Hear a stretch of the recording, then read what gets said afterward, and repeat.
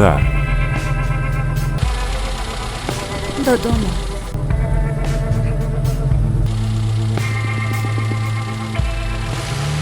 Фільм «Додому» режисера Нарімана Алієва – це не комедія. Це щось більше і глибше.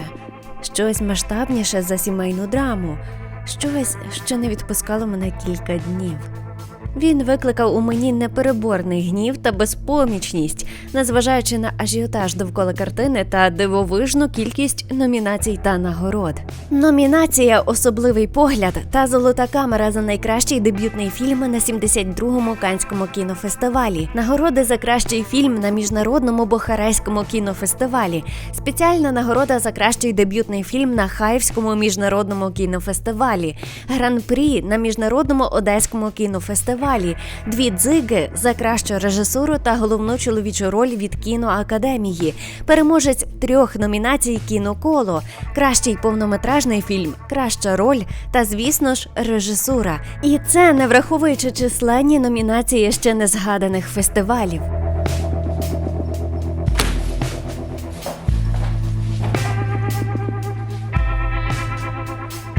Річ, яка є в фільмі, це те, що воно емоціонально підключає глядача, коли він його дивиться. І всі після перегляду фільму, коли починають титри, вони щось відчули. Я мовчу вже про це.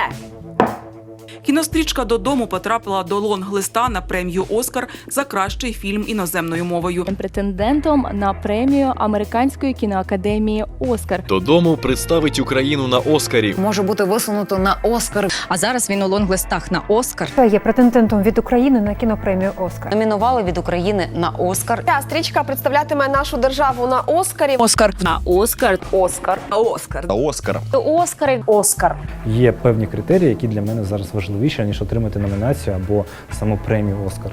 Це був найкращий спосіб заявити українському глядачу, що фільм все ж таки варто переглянути, незважаючи на таку важку та дещо депресивну тему. Проте дрова у вогонь підкидали і самі ЗМІ, трактуючи основну сюжетну лінію як більш політично-центричну, в якій Ну что, опять нам про этих татар фильмец сняли?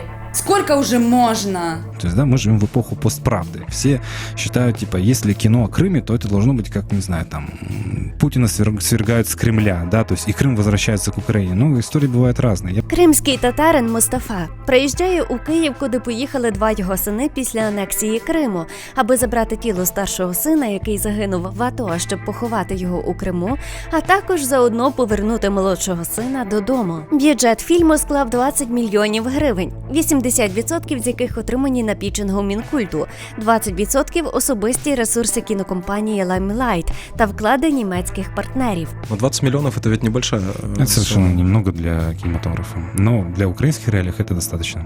Та касові збори, враховуючи рекламну кампанію із значним фестивальним бекграундом, становлять всього 1,7 мільйонів гривень. До порівняння, картина «Мої думки тихі» Антоніо Лукіча зібрала близько 10 мільйонів із бюджетом 9 мільйонів, а картина «Наші котики» при бюджеті 40 мільйонів гривень зібрала всього-навсього 9 мільйонів гривень. Починаю замислюватись над стереотипним відсотком людей, які ходять на українське кіно.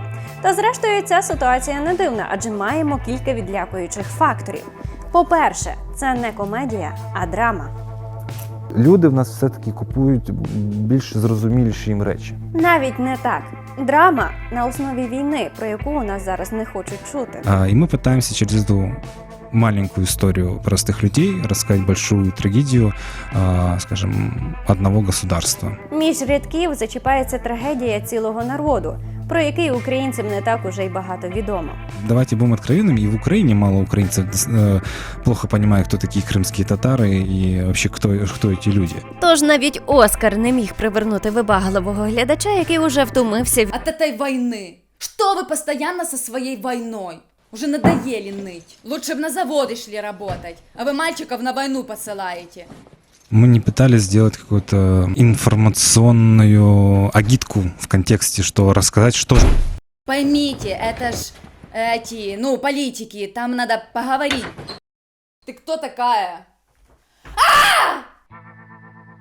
Попри очікування, фільм і справді не акцентує увагу на воєнних подіях нашої країни. Герої існують у контексті з сучасною ситуацією в країні і живуть в запропонованих обставинах. Глядач ніби опиняється у вакуумі іншої ментальності та поглядів. Насправді, фільм потребує додаткового екскурсу в історію та культуру кримсько-татарського народу, аби зрозуміти як і мотивацію головного героя, так і логіку решти персонажів. Надалі вживатиму назву Кремли, адже саме так себе називають кримські татари. При перегляді я неначе стикнулася з невідомою культурою. Та, зрештою, коли культура Кремли була відома українцям. Як багато ми про них знаємо. Бытуют стереотипы в украинском обществе про крымских татар, которые остались еще с советской пропаганды. В частности, что крымские татары предатели Родины. В частности, что крымские татары из Татарстана или из другой какой-то там территории. Ana satqınlar, it tatarlar. Haydan geldiniz, it tatarlar. Ana olmayacak işleri gösterirdiler bizim halka. Öyle de cançımız kurtuldu. Кримські татари – східноєвропейський тюркський народ, що сформувався в Криму. Після вигнання німецьких військ з території Криму у 1944 році радянська влада депортувала понад 190 тисяч кримських татар з історичної батьківщини у віддалені регіони Радянського Союзу. Офіційною причиною примусового переселення стало звинувачення всього кримсько-татарського народу у масовому колабораціонізмі з нацистською Німеччиною. Тому що виселення всього кримсько-татарського народу призвело до того, що корінний народ, який віками, століттями там проживав, зник з етнічної мапи Криму, і про нього почали забувати і робити все, щоб він ніколи більше туди не повернувся. На відміну від інших народів, які мали можливість повернутись у 1956 році, татари все ще боролись за право повернутися в Крим. Проте така можливість з'явилася аж у 1989 році на хвилі розвалу Радянського Союзу. Ben bu vetanın için ben 2 yıl strogo rejime yaptırdım. Strogo rejim oturdum. Bu toprak için. Budur benim en tatlı vetanımdır bu. Bütün aklım kırıldı benim. Повернення додому – це одна із основних тем митців Кремли. Зокрема, цей лейтмотив прослідковується у творчості Ахтема Сеїтаблаєва, який є режисером фільмів «Хайтерма», «Чужа молитва», «Кіборги» та «Захар Беркут», а також, зокрема, зіграв головну роль у фільмі «Додому». Джамале, яка виграла конкурс Євробачення із піснею 1944, приспів якої цитує слова відомої народної пісні Кремли «Ей гузель Кірім», що в перекладі означає «О, прекрасний Крим». До того ж, інший трек «Додому» перегукується з основною ідеєю повернення додому, чи у віршах Лілі Буджурової, в яких оспівується туга народу Кремли за рідною землею. Когда мы вернемся, поклонимся в пояс тому, кто хранит еще память и совесть, кто нашим тиранам не пел аллилуйю, как старшему руку тому поцелуем. Чи у творчості Ахмеда Сарехаліла, режисера документальної стрічки «Мустафа» про життєвий шлях Мустафи Джемілєва. Все, що тобі нужно, першим вернутися домой. Ми завжди повертаємось. І якщо хтось думає, що ми не повернемось, ми повернемось. Ні ми, так наші діти. Проблема в тому, що тема повернення додому досі актуальна. Бо дім – це не просто територія. Це мова, культура, самовизначення, які на даний момент занепадають. Після анексії з кожним роком все більше перекривали кисень культурному життю. З 16 кримсько-татарських шкіл залишили 7. Почали спротив щодо створювання уроків кримсько-татарської мови у інших школах. Речі, які проводив молодіжний кримсько-татарський рух та меджліс, поступово забороняли.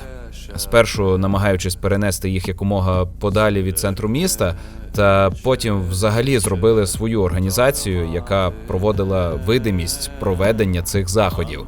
А меджлісу дали статус екстремістської організації. Якщо в 14-му масові заходи проводили з великою кількістю людей, то вже до 16-го року деякі припинили своє існування, А для решти довелось шукати форми, які дозволяють надати вигляд масовості, але не збираючи велику кількість людей в одному місці. Це були слова людини, яку я не можу зараз афішувати. Людини, яка дозволила мені розібратися у культурі Кремли та знайти спільні точки дотику. Людини, яка зараз знаходиться під окупацією Російської Федерації без права на розвиток своєї культури. Людини, яка зараз у стані свій серед чужих. Про Крим не можна забувати. А всі ці інформаційні вкиди всяких селебріті. Я не буду нічого ділити і не казати, чий Крим. Мені здається, що сьогодні вже взагалі про це говорити вже не то, що, я б сказав, не потрібно. Це нічого не дає, коли ти кричиш «наш Крим», а він не наш на сьогоднішній день. Це зрада. Це зрада цілого народу, який довірив українцям свою свободу в обмін на підтримку на початку 90-х. Це зрада людей, які не можуть покинути рідний дім, бо він у них один.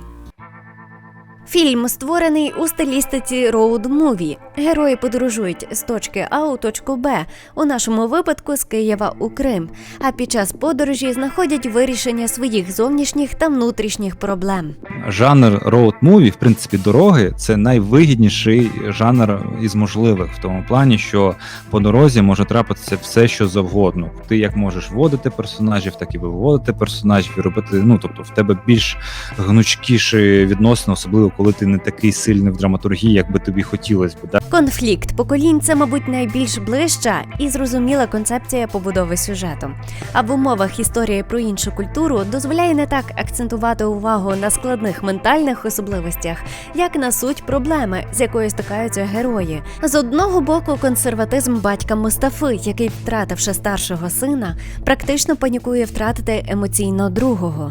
Крім того, щоб предать земле родного сина на родине, вернуть младшего домой.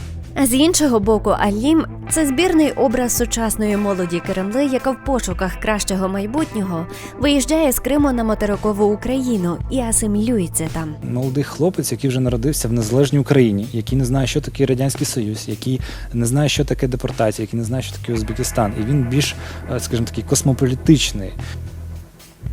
Питання не тільки в тому, що батьки настільки суворі, що не хочуть відпускати своїх дітей у вільне плавання. У культурі Кремли сім'я – це один із найважливіших пріоритетів, в тому числі питання генетичного коду та збереження ідентифікації нації. І якщо в українців не стоїть гостро питання чистоти крові, я, наприклад, суміш українського, австрійського, польського та чеського коріння, то Кремли все ще серйозно ставляться до міжнаціонального змішування. Ми досі в стадії виживання в контексті національності та ідентичності. Так як в нас невелика кількість, то є великий страх асимілюватися. І він присутній, скажімо так, він був загострений під час депортації, коли люди жили в Узбекистані. І ця консервація певна, яка відбулася в кримськотатарському суспільстві, дозволила повернутися з якоїсь ідентичності, в принципі, дозволила повернутися на батьківщину через 50 років депортації. Так? Ця тема піднімалася режисером у його короткому метрі «Люблю тебе» із трилогії «Кримські історії», в які входить 3 короткі метри на різні теми про культуру та особливості Кремли. І якщо перша короткометрівка «Повернутись зі світанком» перегукується із основною темою конфлікту поколінь, то «Люблю тебе» – це історія неможливого кохання між хлопцем Кремли та росіянкою, батьки яких навмисне роз'єднують пару.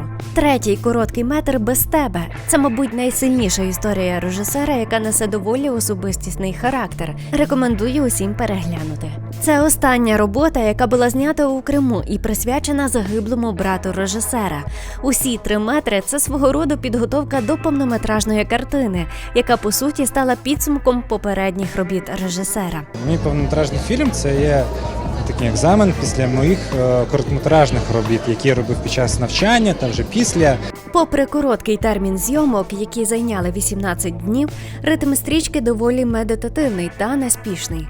Оператором картини став Антон Фурса, який працював над великою кількістю комерційних проєктів – від реклами до кліпів Джамали, Дорна, Ленінграда, а також над 3-м сезоном серіалу «Нюхач». Проте «Додому» – це його перша повнометражна робота. Фільм навмисно знято довгими та, на перший погляд, простими планами, але водночас створюючи атмосферу реальності, де герої подорожують впродовж 3 днів, які для них тривають вічність.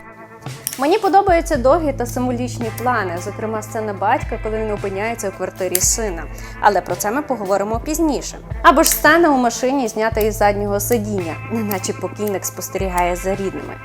Ну, звісно, останнє я вигадала. Критики люблять багато чого вигадувати. Я принял для себя решение, что я, не буду делать красоту ради красоты, что я не буду сейчас на все 250% пытаться превратить этот фильм в операторское изобразительное полотно, за которое я получу все ветки, всех медведей и все остальные статуэтки. За монтаж фільму взявся Олександр Чорний, якого по суті можна вважати хресним батьком багатьох українських фільмів, адже він доклав свою руку не тільки до фільму «Додому», а й зліпив докупи «Мої думки тихі», «Дике поле» та багато комерційних проєктів. Монтаж фільму «Додому» зайняв близько 2 місяців і, в принципі, не потребував складних монтажних рішень, адже стрічка знята в більшості мастер-планом, тобто одним дублем, що підкреслює спокійний та рівний темпоритм картини. Поэтому много происходит без монтажа, на самом деле, бывает. То есть у нас есть целые сцены, снятые мастер-планом, то есть без склеек. И мы относительно быстро поэтому его смонтировали за 2 месяца с лишним.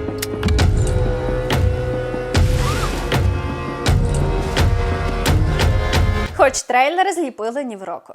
До того ж, картина не намагається вказати глядачу на конкретні деталі чи поспіхом розказати історію. Кожен кадр вибудовано доволі емоційно, від чого дуже виразно видно самого актора. Не хотели, чтобы вообще что-либо отвлекало от сюжета, драматургии, героїв. Що цікаво, історія не має реальних прототипів, незважаючи на такий реалістичний сюжет. Ідею режисера запозичив у свого товариша Новруза Хікметова і з його дозволу розкрив історію ще більше. Я розплакався. Перш ніж історія перейшла у візуальну складову, сценарій був розроблений на сценарній лабораторії Midpoint Future Launch у 2018 році та обраний до 72-го Каннського фестивалю у секції «Інший погляд», де змагаються фільми з нетрадиційними історіями та незвичними стилями. Ми дуже багато працювали з сценарієм. І це була, мабуть, найбільш тривала частина роботи над фільмом. Другою сценаристкою фільму стала Марися Нікітюк, режисерка фільму «Коли падають дерева». І, власне, це вона привнесла в історію фільму «Додому» конфлікт. Я как человек, опять же, таких восточного воспитания, мне тяжело перейти какие-то рамки и говорить о чем-то, так скажем, на сверхтонах. У Мариси такого нет, она всегда хотела конфликта. У нас була взагалі класна синергія. Хлопчик, дівчинка, кримський татарин, українка. Дуже багато, скажімо, культурні пласти у нас, бекграунди різні, а в поєднанні вийшло круто. Окрім раніше заявленого конфлікту поколінь, фільм акцентує увагу на відмінності менталітетів українців та Кремли і наскільки ми можемо не розуміти одне одного, живучи в одній країні. Зараз, звісно, ця прірва збільшується з неймовірною швидкістю. Мустафа не є позитивним персонажем. Режисер вибудував доволі спірного та неоднозначного героя. А відчуття співчуття та ненависті цьому герою змінювалися впродовж перегляду неодноразово.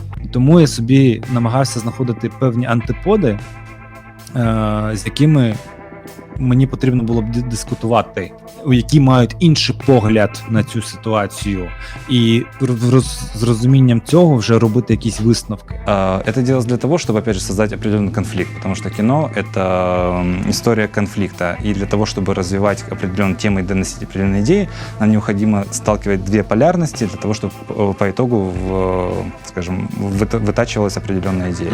Щоб розібратись із позиціонуванням персонажа, спершу зануримось у його мотивацію. Мустафа – батько-одинак. З історії нам відомо, що його дружина померла, а старшого сина він прагне поховати коло могили його матері. Про саму важливість похорону тіла на рідній землі ми вже поговорили.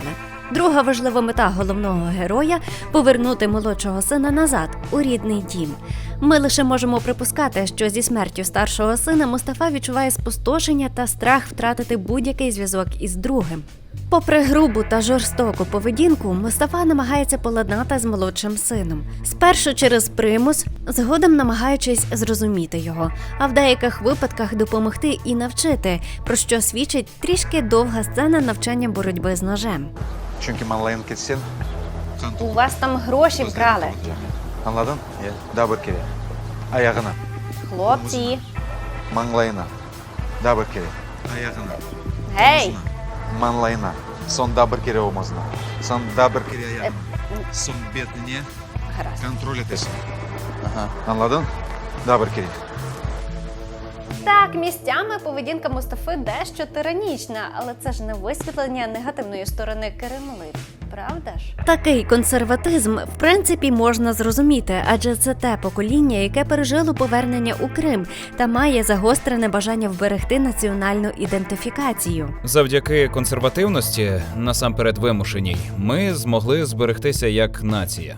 Öz vatanımızın yurtu olup yaşamak, bala çağalı olmak, torunçalı olmaklar bu her bir horanda da arz havas olar bu.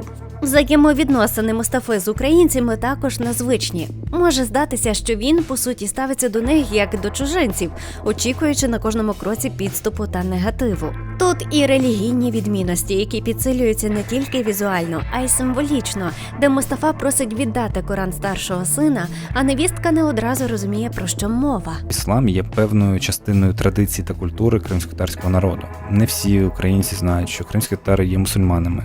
Адже у греко-католиків, в сім'ї яких я виховувалась, Біблія не має такого символічного значення. За традицією, невістка приносить у новий дім Коран, але може бути, що батько, дотримуючись традицій, подарував сину Коран сам, хоч син і одружився з українкою. Мустафа звинувачує Олесю у смерті свого сина, але проблема навіть не у ній самій, а в асиміляції його старшого сина в українську культуру. Його дратує, що молодший син говорить з ним українською, таким чином втрачаючи з ним ментальний зв'язок. Сцена з квартирою яскраво показує відразу головного героя до побуту власних синів. Зокрема, коли вимикає радіо, яке на фоні сповіщає про бойові дії на Сході, чи його погляд на ікони як чужинську релігію. Він, по суті, заперечує ту реальність, в якій живуть його сини. І тут дуже важливо знати, чому Мустафа так прагне якнайшвидше повернутись у Крим. Для мене це було справді загадкою, тому що багато проблем, які згодом виникають у героїв, пов'язані з цим непереборним відчуттям поспіху. Він дає хабар патологоанатому, хабар звичайним робітникам, хабар інспектору ДАІ, платить чималі гроші майстру за швидкий ремонт машини. І все тому, що за вимогами ісламу людину треба поховати якомога раніше, причому вночі не можна ховати і потрібно встигнути до світанку. Зізнайтесь, для православних та греко-католиків це звучить доволі дивно. У нас тут 3 дні душу відпускають. Мустафа, неначе оцінюючи якість життя, намагається зрозуміти, чим жив його старший син і що загрожує його живому сину. Кадр, коли Мустафа сідає на диван, опиняючись посеред речей покійного сина, один із моїх улюблених, який показує страх і водночас ненависть до культури, в яку асимілювалися його сини. Вони не проти інших націй, а радше не хочуть, щоб діти виходили зі свого кола. А я так намагаюся цю тему консерватизму промовляти в кіно. Таким чином, усю злість та нетерпимість Мустафа вивільняє на дружину свого сина Олесю, забороняючи їй їхати з ними на похорон. Він не може подивитися на це якось раціонально та відсторонено, та і шукає, хто же в цьому винуватий. Не дивно, що Ахтем Сеїтаблаєв отримав чимало нагород за цю роль, адже основний акцент та ідея фільму лежали на його плечах. Насправді, зіграти тирана правдоподібно важко, а в умовах фільму «Додому» в рази важче, тому що фільм тримається суто на акторській харизмі. До слова, у фільмі нема звукового подразника. Я про саундтрек фільму, який часто вирулює драматичні ситуації. Тому вся увага спрямована на емоції головного героя. Ты, прям физически ощущаешь, что ты знаешь, как это сделать. Что это в тебе вот откликается просто как струны виолончели в тебе откликаются эти слова, эта манера поведения. Цікаво те, що на стадії підбору акторів Ахтему Сеїтаблаєву пропонували другорядну роль брата Мустафи. Проте актор пройшов аж 3 проби, довівши, що може справитись із роллю. Проблема полягала в тому, що його герой в рази старший, що дещо насторожувало самого режисера. Даже на одни пробы взял, там попросил своего друга, художника по гриму, прийти, чтобы я знал, что Нариману нужен персонаж, ну, по крайней мере, если не по возрасту, то внешне, который выглядит старше. Та зрештою у нас не так багато акторів Кремли, аби перебирати якісними акторами. Тим паче, які знають кримсько-татарську мову. Не так багато в нас кримськотатарських акторів, які б могли б претендувати на цю роль. До слова, фільм знятий 3 мовами – кримсько-татарською, українською та російською. Відповідно, практично весь час фільму субтитрується українською. Причому, незважаючи на те, що Ахтем Сеїтаблаєв та Рамзі Білялов, що виконали головні ролі, є корінними Кремли, асиміляція таки далася в знаки. Тому для коректної мови Кремли у кадрі було найнято спеціалістів. У нас був перекладач, у нас був консультант на зйомочному процесі, який, якщо що, допомагав нам справлятися з кримськотатарською мовою. До речі, єдиний момент, коли глядач не бачить переклад, це під час молитви, яка звучить з уст героїв. Язык, который не понимает ни один из героев, мы не переводим, потому что это больше мелодика, это больше как ритуал. Молитва – один із найважливіших акцентів, які розставляє режисер.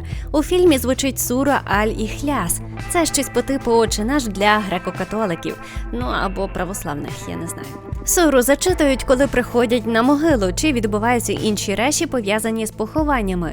Сура універсальна і може зачитуватись при проханні допомогти, що зрештою наші герої і роблять, коли батько веде сина на базар, аби розібратися із крадіями. Саме її згодом повторює Алім у розв'язці. Таке собі смислове обрамлення, в якому спершу батько веде сина, а згодом вони міняються місцями. Хороший і водночас зрозумілий символізм, який ще більше емоційно навантажує сцену.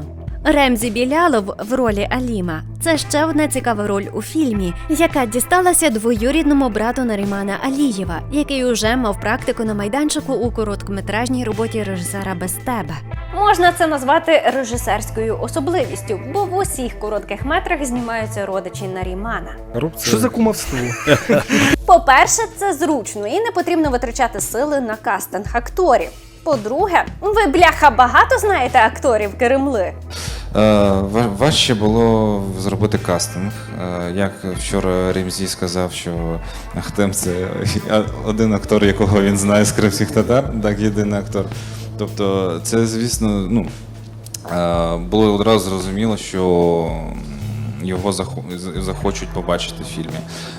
Але ми намагалися спочатку зробити ресерч можливостей та подивитися все, що можливо, тому що вибирати один з одного – це не дуже гарно, ні для якого проєкту. Повертаючись до суті, попри те, що Ремзі Білялов не професійний актор, до його гри придиратись взагалі не хочеться. Він чудово справився із завданням, і навіть питання не виникло, чи справжній він актор. А фінальна сцена – це прямо у серденько. Загалом акторський склад підібраний цілком природно, попри всякі мовні питання, як от доволі вилизана українська мова у жителів на півдні України. Але це все умовності, які не дуже сильно впливають на сюжет та суть фільму. То що я відчуваю зараз після 2-місячної роботи над оглядом фільму? Відповідь може бути не така, яка задовольнить всі сторони. Стрічка «Додому» максимально аскетична, позбавлена пишноти подій та екшоновості. Вона заглиблена в мікроемоції героїв, їх переживання та пошук себе у цьому світі, таким чином висвітлюючи набагато глибші процеси, які відбуваються в нас в країні. То есть мы поднимаем дискуссии, в принципе, идет дискуссия, и мы не указываем, кто прав, а кто виноват, мы пытаемся дискутировать, скажем, над темой. Ми часто намагаємось закритися від подій в Україні.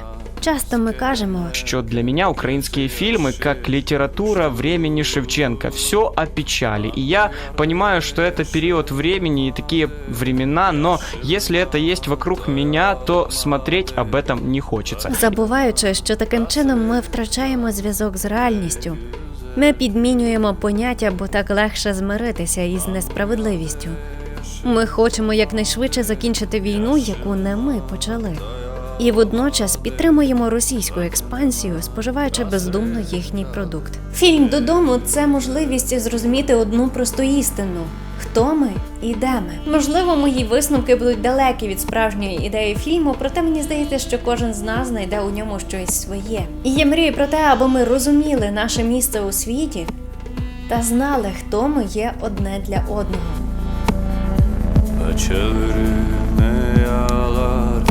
bal ile şerbet, silerine içe içe doyamadım. Ben bu yerde yaşamadım, yaşıma doyamadım. Vatanıma hasret kaldım, ey güzel Kırım.